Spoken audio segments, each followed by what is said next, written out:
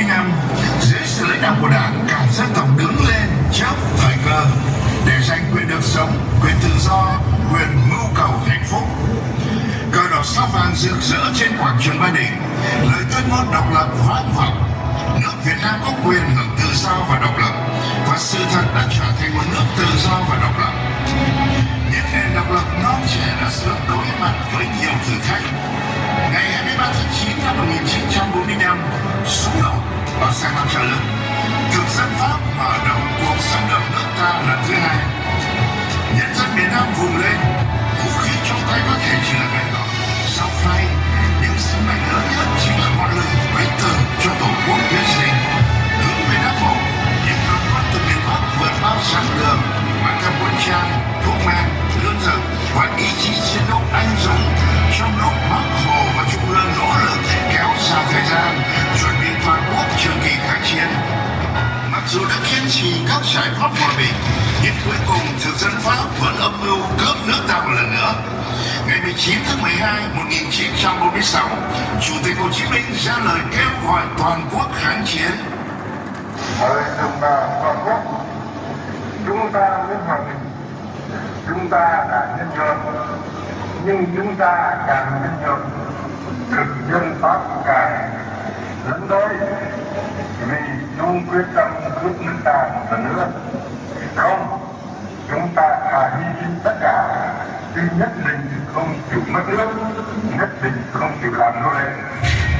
Cả nước bước vào cuộc hành quân mới, giữa lúc giặc dồn sức tấn công, Việt Bắc thủ đô Gió Ngàn trở thành trái tim kháng chiến.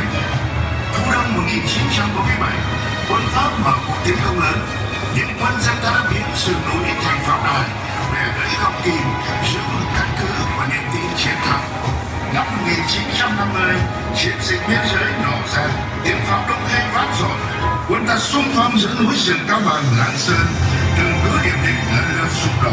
Lá cờ chiến thắng cắm trên Đông Khê, khai thông biên giới Việt Trung, mở ra thời kỳ mới, nâng cao thế và lực kháng chiến. Bước chân về cố quân tiến lên không ngừng. Chiến dịch Trung Du phá phòng tuyến địch, đường 18 dựng cháy xe tăng, Hòa Bình thất thủ. Tây Bắc 1952, bộ đội treo leo, dẫn công Vui Gám giải phóng Lai Châu, Sơn La, Nghĩa Lộ. Hơn 30 vạn đồng bào hân hoan đón quân giải phóng. Những bàn chân đất đã đi qua muôn trùng hiểm trở, dựng nên bản đồ mới của tự do, của niềm tin son sắt vào kháng chiến. Không chỉ giữ vững thế chủ động chiến lược, ta còn mở đường sang nước bạn Lào, nối liền tình hữu nghị chiến đấu keo sơn. Sau khi Bộ Chính trị quyết định mở chiến dịch Điện Biên Phủ, trận đánh mang tính quyết định, cả dân tộc bước vào cuộc tổng huy động chưa từng có trong lịch sử. Khác với đánh giá của kẻ thù về khả năng chi viện của quân dân ta, cả dân tộc đã ra mặt trận với sức mạnh vô song. Hơn 26 vạn dân công hỏa tuyến, hàng vạn xe đạp thồ, ngựa thồ, hàng trăm bè mảng, xuồng thuyền, ngày đêm vượt suối băng rừng, vượt hàng nghìn cây số đường núi hiểm trở, mở đường tiếp vận. Dốc Phan In, chỉ gánh anh thổ, đèo Lũng Lô đánh hò chè nát, dù bom đạn xương tác thịt nát, không san lăm, không tiếc tuổi xanh. Trong suốt chiến dịch, lực lượng hậu cần đã vận chuyển hơn 25.000 tấn lương thực, 270 tấn muối, 1.783 tấn xăng dầu và hơn 1.500 tấn thuốc nổ lên mặt trận. Máy bay địch dội bom liên tục, nhưng chưa bao giờ con đường chi viện bị cắt đứt. Sự chuẩn bị hậu cần công phu thần tốc và kỳ vĩ đó được làm nên từ những gì thô sơ nhất. Tất cả chỉ có lòng yêu nước, mưu trí và không ngại gian khổ. Đó là một kỳ tích của ý đảng lòng dân, một tinh thần tất cả vì tiền tuyến, tất cả để chiến thắng. Cùng với lời căn dặn, chắc thắng thì đánh, không chắc thắng thì kiên quyết không đánh, gửi đến đồng chí Võ Nguyên Giáp từ đầu chiến dịch. Đến tháng 3 năm 1954, Chủ tịch Hồ Chí Minh gửi thư động viên các chiến sĩ mặt trận Điện Biên Phủ. Người khẳng định nhiệm vụ lần này rất to lớn, khó khăn, nhưng rất vinh quang và căn dặn. Chiến dịch này là một chiến dịch lịch sử của quân đội ta. Ta đánh thắng chiến dịch này có ý nghĩa quân sự và chính trị quan trọng. Địch sẽ ra sức đối phó, ta phải cố gắng chiến đấu dẻo dai bền bỉ, chữa chủ quan khinh địch, tranh toàn thắng cho chiến dịch này. Tháng 3 năm 1954, tại lòng chảo Mường Thanh, Điện Biên Phủ, một thung lũng chiến lược giữa núi rừng Tây Bắc, chiến dịch quyết định của cuộc kháng chiến chống thực dân Pháp bắt đầu. Quân Pháp đặt mục tiêu biến nơi này thành điểm đen vững chắc, tin rằng với lực lượng và khí tài đồ sộ, họ sẽ đánh bại được lực lượng kháng chiến của Việt Nam. Nhưng lịch sử sau đó đã được viết khác. Quân số của Pháp ban đầu có khoảng 10.000 và tăng lên gần 16.000 trong chiến dịch. Họ dựa vào sân bay giã chiến và viện trợ bằng đường không từ Mỹ. Trong khi đó, quân chủ lực Việt Nam có khoảng 55.000 chiến sĩ, thực tế lên tới 10 vạn người, bao gồm cả hậu cần, đã quyết tâm tiêu diệt tập đoàn cứ điểm này. Việt Minh đã áp dụng chiến thuật bao vây chậm tiến, tiến chắc thắng, kéo pháo theo đường nguy hiểm trở. Sự tham lam, bố trí hệ thống chiến trường chủ động vượt trội hẳn so với dự đoán của Pháp. Ngày 13 tháng 3 năm 1954, chiến dịch Điện Biên Phủ chính thức mở màn bằng tiếng pháo nổ xé vang từ các trận địa pháo Việt Minh. Màn đêm vùng Tây Bắc mừng sáng bởi những đợt pháo kích rôm rập như sấm sét giáng xuống các cứ điểm của quân Pháp. Trận Him Lam, cứ điểm phòng ngự phía Bắc, trở thành nơi khai hỏa đầu tiên. Đạn pháo như xé toạc bầu không khí, phá hủy hệ thống phòng thủ vốn được coi là bất khả xâm phạm. Cuộc chiến diễn ra ác liệt, giằng co từ đất đất, trong là ác liệt, những tên lính cảm tử sẵn sàng hy sinh. Tiêu biểu là anh hùng Phan Đình Giót lấy thân mình ngập đầu châu Mai mà đưa ra đồng đội xung phong. Pháo binh ta còn dội lửa xuống sân bay Mường Thanh, trung tâm tiếp tế chiến lược của Pháp. Từng loạt pháo chính xác khiến sân bay tan nát, phi cơ không thể hạ cánh, tiếp tế từ không trung hoàn toàn bị cắt đứt. Càng tiến gần cuối tháng 3, vòng vây càng siết chặt.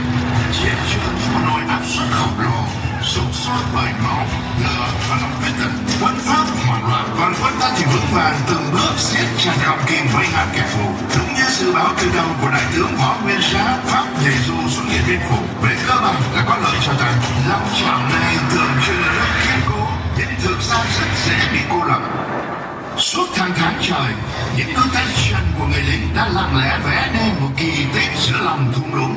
Hàng trăm km hào được đào thủ công, lén lỏi qua từng mũ pháo, từng lùm cây, từng triền đồi, những mạch máu âm thầm thắt chặt lấy kẻ thù.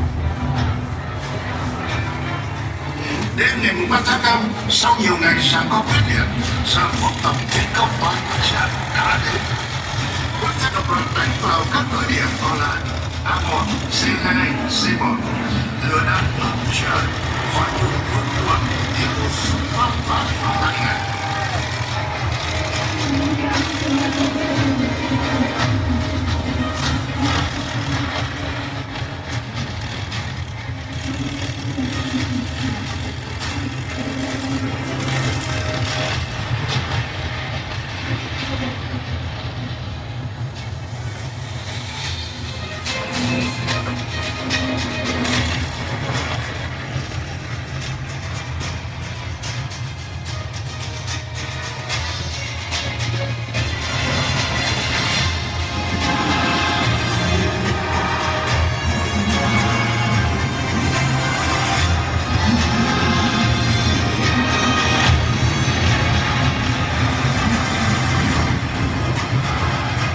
Sáng ngày 7 tháng 5 năm 1954, quân ta đồng loạt tấn công vào sở chỉ huy trung tâm.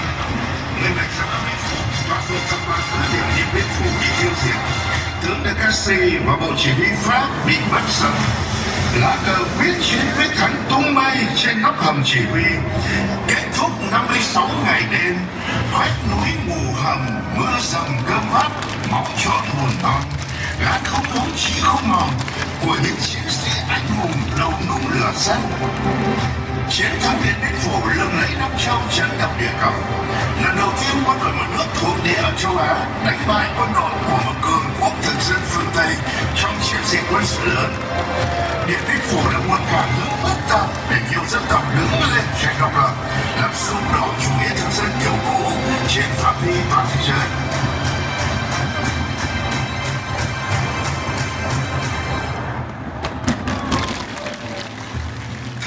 Năm 1954, tiếng súng Điện Biên Phủ vừa ngừng. Tại Geneva, Thụy Sĩ, hội nghị quốc tế được triệu tập bàn về việc lập lại hòa bình ở Đông Dương. Trên bàn đàm phán những vấn đề lãnh thổ, quân sự chính trị được tranh luận quyết liệt, từng điều phản trải qua nhiều vòng thương lượng căng thẳng. Đêm ngày 20, sáng ngày 21 tháng 7 năm 1954, Hiệp định Geneva chính thức được ký kết, công nhận độc lập, chủ quyền, thống nhất và toàn vẹn lãnh thổ của Việt Nam, đồng thời chấm dứt chiến tranh ở Đông Dương.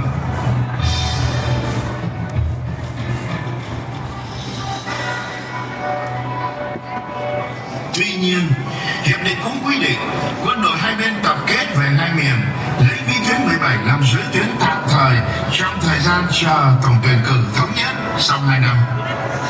Đất nước tạm thời bị chia cắt. Cầu Hiền Lương, sông Bến Hải, vĩ tuyến 17 chứng nhân cho nỗi đau cứa vào từng đường quê, với những dòng người ngược hướng, cứa vào mỗi gia đình cảnh phân ly và làm dang dở lời hẹn thề lứa đôi. Nỗi đau trong tâm khảm 31 triệu con dân Việt Nam những năm tháng ấy hằn sâu dỉ máu. Ơi con sông Bến Hải lặng lờ trôi, sao bỗng phải mang tên sông giới tuyến? Dòng nước yên lành bỗng hóa thành lưỡi kiếm, cách hang chừng khúc ruột đau thương.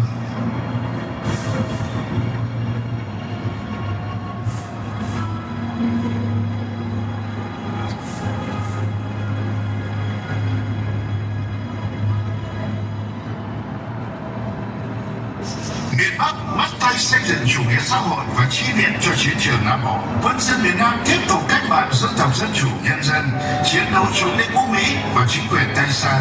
Ngọn lửa cách mạng tiếp tục bùng cháy từ đồng bằng ven biển đến đại ngàn Tây Nguyên, từ vùng giải phóng chiến khu R đến miền Tây sông nước, từ nông thôn nuôi dưỡng cách mạng đến những cuộc đấu tranh ngay trong lòng đô thị Sài Gòn và các thành phố lớn. Cuối năm 1959, đầu năm 1960, tiếng súng nổi dậy vang lên từ Bến Tre.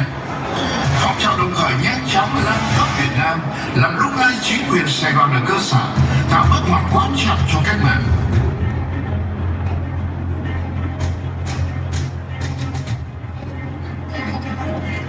Trong khi kẻ địch thực hiện kế sách ấp chiến lược, hòng chia tách nhân dân và bộ đội giải phóng, thì chiến thắng vang dội lên đến ngay từng nơi bị chia cắt. Ngày 2 tháng 1 năm 1963, tại ấp Bắc, lực lượng vũ trang giải phóng Việt Nam đánh bại cuộc càn quét quy mô lớn của quân đội Sài Gòn và cố vấn Mỹ, góp phần đánh tan chiến lược chiến tranh đặc biệt của kẻ thù. Năm 1965, Mỹ đưa quân viễn chinh cùng liên quân đồng minh trực tiếp tham chiến tại miền Nam Việt Nam. Quy mô và mức độ khốc liệt của chiến tranh tăng cao chưa từng có.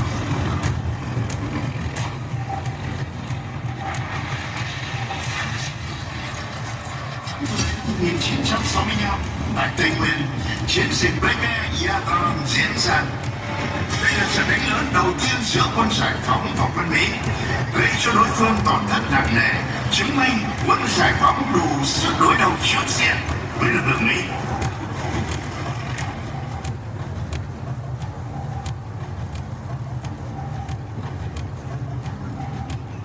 Cùng năm tại Quảng Ngãi, quân giải phóng đánh bại cuộc hành quân quy mô lớn của lính Mỹ trong chiến dịch Vạn Tường, góp phần làm thất bại kế hoạch chiến tranh cục bộ.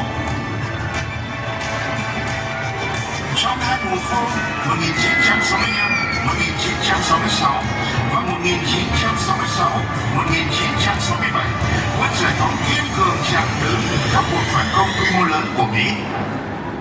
Nhưng chúng quyết không thể lấy chuyển chí khí sát đá, quyết tâm chống Mỹ cứu nước của nhân dân Việt Nam anh hùng. Chúng càng hung hăng, chiến đội và chúng càng thế nào. Chiến tranh có thể kéo dài 5 năm, 10 năm, 20 năm hoặc lâu hơn nữa. Hà Nội, Hải Phòng và một số thành phố xí nghiệp có thể bị đàn áp. Song nhân dân Việt Nam quyết không sợ. Không có gì quý hơn độc lập tự do. Cuối năm 1967, thời cơ lớn dần hình thành. Một kế hoạch táo bạo chưa từng có tiền lệ được chuẩn bị cho bước ngoặt lớn.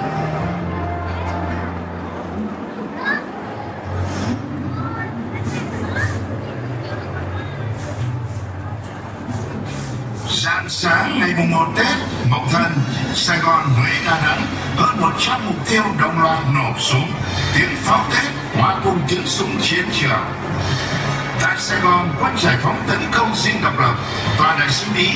Ở Huế, lá cờ mặt trận tung bay trên kỳ đài suốt 25 ngày đêm. Khắp các đô thị miền Nam, tinh thần chiến đấu bừng lên mạnh mẽ. Cố đô Huế trở thành nơi giao tranh ác liệt. Quân dân ta kiên cường bám trụ, giành giật từng con phố, từng căn nhà. 25 ngày đêm, cả thế giới dõi theo.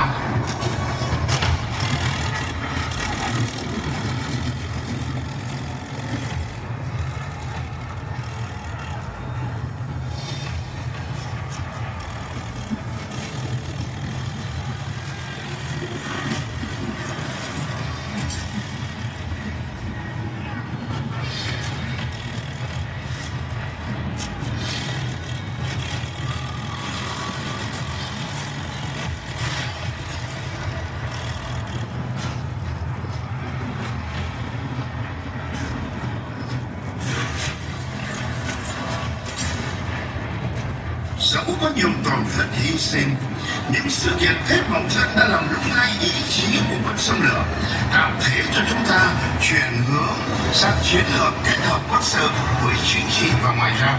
Lòng tin và chiến thắng của nhân dân ta được nhân lên. Từ đây, Mỹ buộc phải thay đổi chiến lược. Năm 1969, với chiến lược Việt Nam hóa chiến tranh, Mỹ rút dần quân, giao cho quân đội Sài Gòn tiếp tục cuộc chiến, nhưng vẫn yểm trợ toàn diện với âm mưu thâm độc, dùng người Việt đánh người Việt. Năm 1971, tại chiến dịch đường 9 Nam Lào, quân giải phóng đánh bại cuộc hành quân Lam Sơn 719, phá tan âm mưu cắt đứt tuyến vận tải chiến lược Trường Sơn. Mùa xuân hè năm 1972, 3 chiến dịch lớn Nguyễn Huệ ở Đông Nam Bộ, Trị Thiên và Tây Nguyên đã giải phóng nhiều vùng đất rộng lớn. Sức ép quân sự và ngoại giao buộc Mỹ phải ký hiệp định Paris năm 1973 rút quân khỏi Việt Nam. Sau hiệp định Paris, tướng ban lực lượng thay đổi, cánh cửa cho trận quyết chiến cuối cùng đã mở. Năm 1974, Bộ Chính trị hạ quyết tâm giải phóng miền Nam. Quân dân ta chuẩn bị sẵn sàng để tiến vào mùa xuân lịch sử.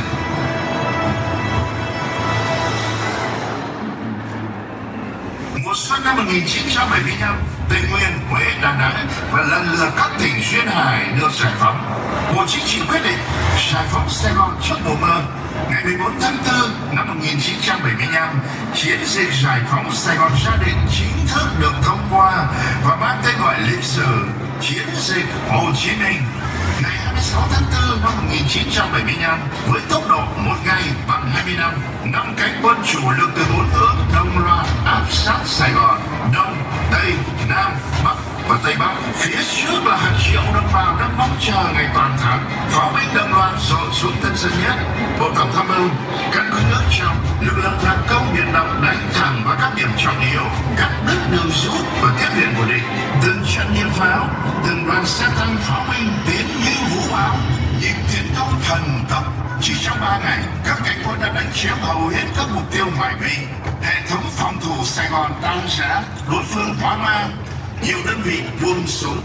Sáng 30 tháng 4 1975, xe tăng và bộ binh tiến thẳng vào trung tâm. Cổng dinh độc lập bị húc đổ, cờ giải phóng tung bay trên dinh tổng thống.